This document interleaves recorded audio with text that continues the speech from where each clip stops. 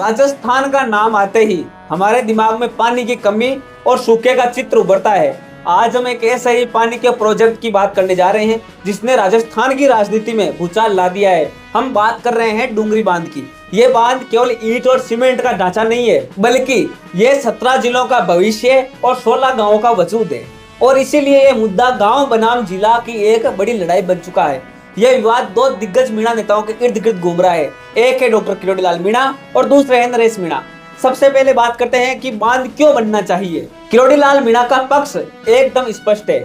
ये बांध राजस्थान की जीवन रेखा ERCP यानी ईस्टर्न राजस्थान केनाल प्रोजेक्ट का एक अहम हिस्सा है। उनका दावा है कि अगर ये बांध बन जाता है तो राजस्थान के 17 सूखाग्रस्त जिलों को पानी मिलेगा। ये किसानों के लिए संजीवनी का काम करेगा। 4,03,000 हेक्टेयर जमीन सिंचित हो पाएगी। जरा सोचिए, जो किसान आज पानी के लिए रोता हुआ सरकार के पास आता है, उसकी ये मांग हमेशा के लिए पूरी हो जाएगी। इतना ही नहीं, ये बांध उद्योगों के लिए भी पानी सुरक्षित करेगा, जो राज्य के विकास और रोजगार के लिए बेहद जरूरी है।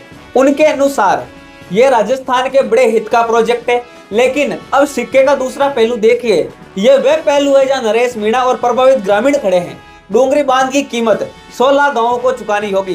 2 से 3 हजार तक आबादी वाले इन गांवों के लोग विस्थापित हो जाएंगे। प्रभावित लोगों के लिए यह केवल पानी नहीं बल्कि अस्तित्व की लड़ाई है। उनकी शिकायत है कि उनकी पैतृक जमीनें और पुश्तैनी घर डूब जाएंगे।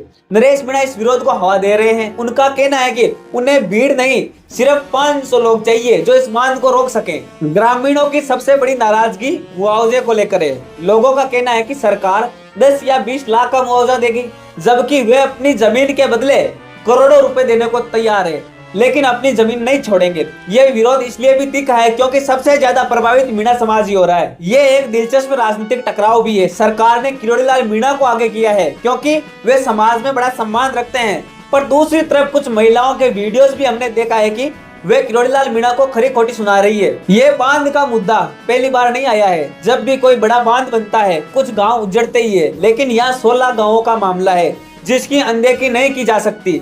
ये टकरार सिर्फ दो नेताओं की नहीं बल्कि विकास की जरूरत और मानवाधिकार के बीच में है। तो सवाल वही, क्या बांध बनना चाहिए या नहीं। हम एक तरफ 17 जिलों की प्यास देख रहे हैं और दूसरी तरफ 16 गांवों की तबाही। मेरा मानना है कि समाधान केवल मुआवजे में नहीं है बल्कि पुनरावास में है। सरकार को इन विस्थापित लोगों को केवल पैसा नहीं बल्कि बेहतर जीवन देना होगा, आजीविका, अच्छी शिक्षा और नए घर। अगर सरकार ये सुनिश्चित कर सकती है कि विस्थापितों का जीवन पहले से बेहतर हो, तब भी यह प्रोजेक्ट नैतिक रूप से सही होगा। आप क्या सोचते हैं? क्या बड़ा हित जीतना चाहिए या स्थानीय लोगों का वजूद बचा रहना चाहिए? नीचे कमेंट करके अपनी राय जरूर दें और ऐसे ही बने रहे भारत प्रेस के साथ।